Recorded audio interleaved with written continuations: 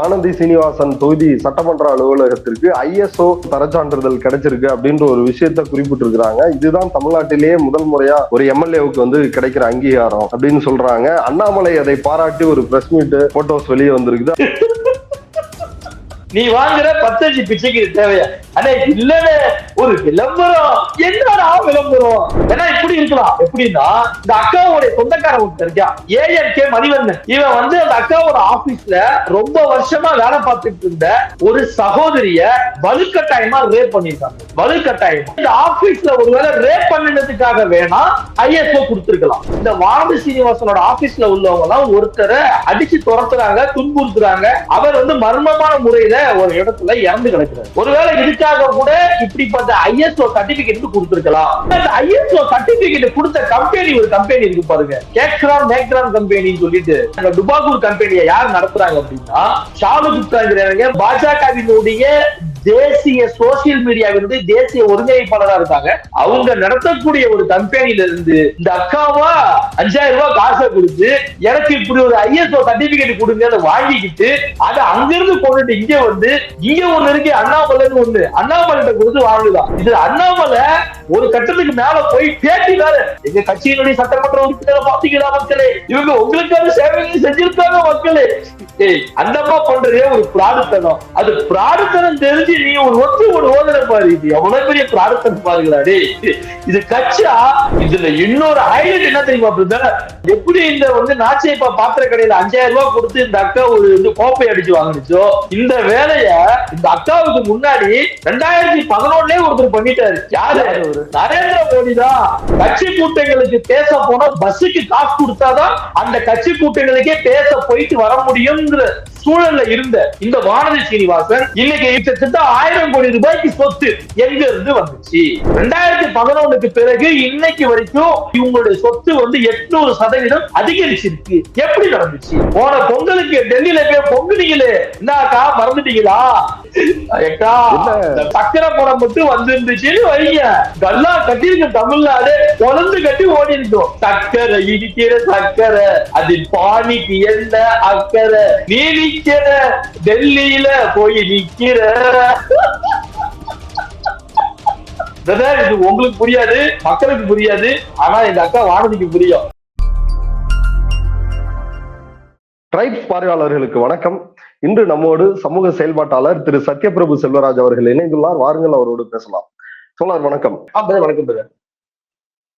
அதாவது பாஜகவினுடைய தேசிய மகளிர் அணி தலைவியும் கோவை தெற்கு தொகுதியின் சட்டமன்ற உறுப்பினருமான வானதி சீனிவாசன் நேற்று ஒரு செய்தியை வெளியிட்டிருக்கிறார். தமிழ்நாட்டிலேயே முதல் முறையாக கோவை தெற்கு, அதாவது வானதி சீனிவாசன் தொகுதி சட்டமன்ற அலுவலகத்திற்கு ISO தரச்சான்றிதழ் கிடைச்சிருக்கு அப்படின்ற ஒரு விஷயத்த குறிப்பிட்டிருக்கிறாங்க. இதுதான் தமிழ்நாட்டிலேயே முதல் முறையா ஒரு MLA-வுக்கு கிடைக்கிற அங்கீகாரம் அப்படின்னு சொல்றாங்க. அண்ணாமலை அதை பாராட்டி ஒரு பிரஸ் மீட் போட்டோஸ் வெளியே வந்திருக்குது. அதே போல அப்பாவு அவங்க வானதி சீனிவாசனோடு நிற்கின்ற மாதிரியான இந்த சர்டிபிகேட்டோடு இருக்கிற மாதிரியான புகைப்படங்கள் வந்திருக்குது.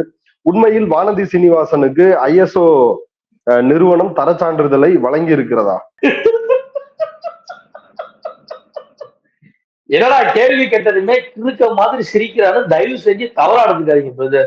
இந்த ISO சர்டிபிகேட் என்னன்னு ஊர் உலகத்துக்கு தெரியும் நான் நம்புறேன். அது சயின்ஸ், பிசினஸ், மேனுபேக்சரிங் சார்ந்த விஷயங்களுக்கு மட்டும்தான் ISO சான்றிதழ் கொடுக்கிறது வழக்கம். ஆனா இந்த அக்காவுக்கு, இந்த சட்டமன்ற ஆபீஸ்க்கு எப்படி அந்த சான்றிதழ் கொடுத்திருக்க முடியும்னு உண்மையான ISO சர்டிபிகேட் கொடுக்கக்கூடிய அதிகாரிகளே குழப்பத்துல உட்கார்ந்து இருக்கிறதா நமக்கு தகவல் வந்துச்சு. என்னன்னா, அந்த ஆபீஸ்ல சயின்ஸ் ரீதியான வேலைகளுக்கு வாய்ப்பே இல்லை. ஏன்னா அதெல்லாம் மூல சம்பந்தப்பட்ட வேலை. அதுக்கு பாஜகவுக்கு ரொம்ப தூரம். அடுத்தது பாத்தீங்க அப்படின்னா பிசினஸ். அந்த இடம் பாத்தீங்கன்னா மக்களுக்கு சேவை செய்யக்கூடிய இடம். ஆனா பாஜகவுக்கு பாராளுமன்றம், சட்டமன்றம் எல்லாம் ஒரு பிசினஸ் தான்.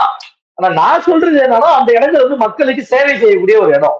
அடுத்தது பாத்தீங்கன்னா மேனுபேக்சரிங் அங்க என்ன பண்ண போறாங்கன்னு எனக்கு தெரியல.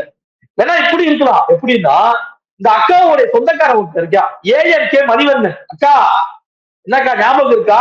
AMK மணிவண்ணன். இவன் அந்த அக்காவோட ஆபீஸ்ல ரொம்ப வருஷமா வேலை பார்த்துட்டு இருந்த ஒரு சகோதரிய வலுக்கட்டாயமா ரேப் பண்ணிருக்காங்க. வலுக்கட்டாயமா இது அந்த ஆபீஸ்ல வேலை பார்க்கக்கூடிய எல்லாருக்கும் தெரியும். அந்த சகோதரி பல முறை வானதி சீனிவாசன்ல இருந்து பாஜகவுல நிறைய பேரிடம் முறையிட்ட பொழுதும் அவங்களுடைய அந்த குற்றச்சாட்டை இவங்க யாரும் காதுல வாங்கிக்கல. பாஜகவோட வேலையே அதானே. இப்ப ஒரு உதாரணத்துக்கு பாஜக இந்த மாதிரி ஆயிடுச்சு அப்படின்னு சொல்லி இப்ப நம்ம கேசவநாயகமோ இல்ல அண்ணாமலையோ பொன் ராதாகிருஷ்ணனோ கேடி ராகவனோ போன்றவங்க எல்லாம் இந்த விஷயத்துல நடவடிக்கை எடுக்க வந்தா நீ என்ன யோசியமாதான் கேட்பாங்க. அதான உண்மை. ஒண்ணு தட்டு போய்கிட்டே இருக்கும். அப்ப யாராலுமே நடவடிக்கை எடுக்க முடியாது. ஏன்னா கட்சியா இந்த மாதிரியான கட்சி தான். அப்படி அந்த ஆபீஸ்ல ஒருவேளை ரேப் பண்ணினதுக்காக வேணா ஐஎஸ்ஓ கொடுத்திருக்கலாம். அப்புறம் இன்னொன்னு, இந்த வானதி சீனிவாசனோட ஆபீஸ்ல உள்ளவங்க எல்லாம் ஒருத்தரை அடிச்சு துரத்துறாங்க. அடினா பயங்கரமான அடி, அடிச்சு துரத்துறாங்க, துன்புறுத்துறாங்க. அவர் மர்மமான முறையில ஒரு இடத்துல இறந்து கிடக்குறாரு. அதுக்கு என்ன காரணமா இருக்கணும்னு நான் சொல்லிதான் தெரிஞ்ச அவசியம் இல்லை. ஒருவேளை இதுக்காக கூட இப்படிப்பட்ட ஐஎஸ்ஓ சர்டிபிகேட் கொடுத்திருக்கலாம். ஆனா இந்த ஐஎஸ்ஓ சர்டிபிகேட் கொடுத்த கம்பெனி ஒரு கம்பெனி இருக்கு பாருங்க, கேக்ரான் மேக்ரான் கம்பெனின்னு சொல்லிட்டு நம்ம இவரு அடிவேலு சொல்லுவாப்புல ஒரு படத்துல, நீ எங்க வேலை பார்த்தேன்? நான் கேக்ரான் மேக்ரான் கம்பெனி வேலை பார்த்தேன். அந்த மாதிரி இந்த கம்பெனி, இந்த கேக்ரான் மேக்ரான் கம்பெனியை யார் நடத்துறாங்க, டுபாகூர் கம்பெனியை யார் நடத்துறாங்க அப்படின்னா ஷாலு அவனா எடுத்துக்காதீங்க. அவங்க பேர் ஷாலு குப்தா. ஷாலு குப்தாங்கிறவங்க பாஜகவினுடைய டெல்லியை சேர்ந்தவங்க. இவங்க பாஜகவுல டெல்லியில பாத்தீங்க அப்படின்னா அதாவது பாஜகவினுடைய தேசிய சோசியல் மீடியாவினுடைய தேசிய ஒருங்கிணைப்பாளராக இருக்காங்க, சோசியல் மீடியா கன்வீனரா இருக்காங்க. அவங்களுடைய இடம் டெல்லியில எங்க அப்படின்னா பஷ்சிம் விகார் அப்படிங்கிற இடத்தை சேர்ந்தவங்க. அவங்க நடத்தக்கூடிய ஒரு கம்பெனில இருந்து இந்த அக்காவா அந்த படம் பார்த்திருப்பீங்க, கோவில் படத்துல இவர் இருப்பாப்ல, அண்ணன் வடிவேலன் இருப்பாப்ல. அவர் கபடி மேட்சுக்கு போயிட்டு ஜெயிக்காம ஒரு நாச்சியப்பா பாத்திர கடையில காசை கொடுத்து பேர்ல ஒரு கப் அடிச்சு பாப்பல. அந்த மாதிரி இந்த அக்காவா தன்னுடைய கட்சியை சேர்ந்த ஷாலு குப்தாங்கிறவங்க நடத்தக்கூடிய ஒரு போலி கம்பெனில 5000 ரூபாய் பிரதர், 5000 ரூபாய் அதிகமா இல்ல, வெறும் 5000 ரூபாய் 5000 ரூபாய் காசை கொடுத்து எனக்கு இப்படி ஒரு ஐஎஸ்ஓ சர்டிபிகேட் கொடுங்க, அதை வாங்கிக்கிட்டு அதை அங்கிருந்து போட்டுட்டு இங்க ஒண்ணு இருக்கு அண்ணாமலைன்னு ஒண்ணு, அண்ணாமலை கொடுத்து வாங்குதான். இவெல்லாம் என்னதான் ஐபிஎஸ் படிச்சாங்கன்னு எனக்கு தெரியல. இது அண்ணாமலை ஒரு கட்டத்துக்கு மேல போய் பேட்டி வேற, எங்க கட்சியினுடைய சட்டமன்ற உறுப்பினரை பாத்தீங்களா மக்களே, இவங்க எப்படிப்பட்ட சேவைகளையும் செஞ்சிருக்காங்க மக்களே, இவங்க உங்களுக்கான சேவைகளையும் செஞ்சிருக்காங்க மக்களே. அந்தமா பண்றதே ஒரு பிராடுத்தனம். அது பிராடுத்தனம் தெரிஞ்சு நீ ஒரு ஓதனை பாரு, இது எவ்வளவு பெரிய பிராடுத்தனம் பாருங்களா. இது கட்சா இல்ல, இது மொத்த அயோக்கியர்களின் 420 கூடாரமா அப்படின்னு நான் கேட்கல, மக்களே கேட்கிறாங்க. இதுல இன்னொரு ஹைலைட் என்ன தெரியுமா பிரதர்? இன்னொரு ஹைலைட், எப்படி இந்த நாச்சியப்பா பாத்திர கடையில 5000 ரூபாய் கொடுத்து இந்த அக்கா ஒரு கோப்பை அடிச்சு வாங்கிச்சோ, இந்த வேலைய இந்த அக்காவுக்கு முன்னாடி 2011 ஒருத்தர் பண்ணிட்டாரு. யாரு? நரேந்திர மோடி தான். இந்த நாட்டினுடைய பிரதமருக்கு நரேந்திர மோடி குஜராத்ல 2011 சிஎம்ஆ இருக்கும் பொழுது தன்னுடைய சட்டமன்ற ஆபீஸ்க்கு இது போல ஒரு ஐஎஸ்ஓ சர்டிபிகேட் வாங்கியிருக்காரு.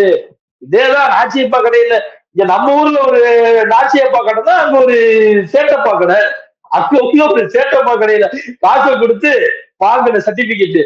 அவருடைய வழி வந்தவங்க இந்த வேலையை பண்றதுல நமக்கு என்ன ஆச்சரியம் இருக்க முடியும்? நரேந்திர மோடி பண்ணதான் நக்கா பண்ணிருக்கு.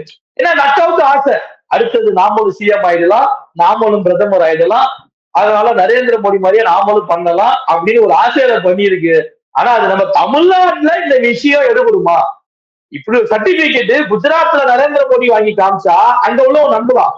ஏன்னா அந்த நாட்டினுடைய இது, அந்த மாநிலத்தினுடைய சாரம்சம் வேற. தமிழ்நாட்டுல இந்த மாதிரி கேவலமான டுபாக்கூர் வேலை எல்லாம் பண்ணுனா கண்டிப்பா எடுபடாது. ஏன்னா இது பெரியாரினுடைய பகுத்தறிவு சார்ந்த மண் அப்படின்னு நான் சொல்லுவேன். இப்ப இந்த சர்டிபிகேட் விவகாரத்துல வேணா வானதி சீனிவாசன் பொய் சொல்லி இருக்கலாம். பட் ஆனா கோவை தெற்கு தொகுதியில் அவங்களுடைய செயல்பாடுகள் ஒரு எம்எல்ஏவா சிறப்பா செய்யறாங்க அப்படின்றதான பொதுவா சொல்லப்படுற கருத்தா இருக்குது. அவங்களும் அப்படிதான் ஊடகங்கள்ல ப்ரொஜெக்ட் பண்ணிக்கிறாங்க. அக்கா ஏதோ இப்ப கொஞ்சம் பாக்குறதுக்கு காலேஜ் ப்ரொஃபசர் மாதிரி இருக்காங்க, நல்லது பண்றாங்கன்னு மட்டும் நினைச்சுக்காதீங்க மக்கள். அக்கா வாயை திறந்தா எப்படி தெரியுமா பேசுவாங்க? பாஜகவுக்குன்னு ஒரு தனி ஸ்லாங் இருக்கு. நீங்க பார்த்திருப்பீங்க. இருந்தாலும் சொல்றேன், திரும்பவும் சொல்றேன். திருச்சி சூரிய சிவான்னு ஒருத்தன், நீங்களே பார்த்திருப்பீங்க. இதை அறுத்து கடல்ல போட்டுருவேன், அதை எடுத்து பீச்ல போட்டுருவேன், இதை உள்ள ஒரு ஆட்டுவேன், என்னென்னமோ பேசினான். ரொம்ப கேவலமா பேசினான். அதுக்கு அந்த அம்மா ஒரு பெரிய ரிப்ளை கொடுத்துச்சு. கேசவநாயகம் வந்து பொம்பளைங்க அவுத்து போட்டு நின்னா பார்க்க மாட்டாங்க அப்படின்னு அந்த அம்மா சொன்னிச்சு. நான் சொல்லல, அந்த அம்மா சொன்னிச்சு. இப்படிப்பட்ட ஒரு ஸ்லாங் உள்ள ஒரு கட்சியில இந்த அக்கா வானதி சீனிவாசன் மட்டும் என்ன விதி விலக்கா? என்னக்கா கமலஹாசன் என்ன சொன்னீங்க நீங்க? கமலஹாசன் நல்லா லிப் சர்வீஸ் பண்ணுவாரு. சரி, அடுத்தது திமுக காரங்க எல்லாம் காலையில ஒரு வீட்டுக்கு போவாங்க, சாயந்தரம் ஒருத்தங்க வீட்டுக்கு போவாங்க. யாரு? இந்த வானதி சீனிவாசன் தான். இவ்வளவு கலிஜா ஒரு பெண்ணால பேச முடியும்னா அது பாஜக கார பெண்ணாலதான் பேச முடியும். அப்புறம் அக்கா அதுக்கேற்ற மாதிரியே பாஜகவுல தேசிய மகளிரணி தலைவியா இருக்காங்க. அப்ப கொஞ்சம் எக்ஸ்ட்ரா தானே பேசி ஆகணும். அக்கா சில கதைகள்லாம் உங்களுக்கு ஞாபகப்படுத்த வேண்டி இருக்கு. இந்த படத்துல போன பொங்கலுக்கு டெல்லியில போய் பொங்குனீங்களே, என்ன அக்கா மறந்துட்டீங்களா? சக்கரை இடிக்கிற சக்கரை, அதில் பானிக்கு என்ன அக்கறை. இது உங்களுக்கு புரியாது, மக்களுக்கு புரியாது, ஆனா இந்த அக்கா வானதிக்கு புரியும். என்னக்கா? சக்கரை இடிக்கிற சக்கரை, அதில் பானிக்கு என்ன அக்கறை, நீ நிக்கிற டெல்லியில போய் நிக்கிற. அக்கா அந்த படம் மட்டும் தமிழ்நாட்டுல, அந்த படம் மட்டும் தமிழ்நாட்டுல வாரிசு தலைவா. அந்த சமயத்துல விஜயோட வாரிசு படமோ அஜித்தோட துணிவு படமோ வந்துருந்துச்சு. அந்த சமயத்துல இந்த சக்கரை படம் மட்டும் வந்துருந்துச்சுன்னு வைங்க, கல்லா கட்டிருக்கு தமிழ்நாடு, குழந்து கட்டி ஓடி இருக்கும். அப்படிப்பட்ட ஒரு என்ன வீடியோவா? ஆமா, பாஜகவுக்கு பெயர் போன ஆடியோ வீடியோ. இது கட்சிக்குள்ளே எடுத்துக்கிட்டாங்க, கட்சிக்குள்ளே எடுத்துக்கிட்டாங்க.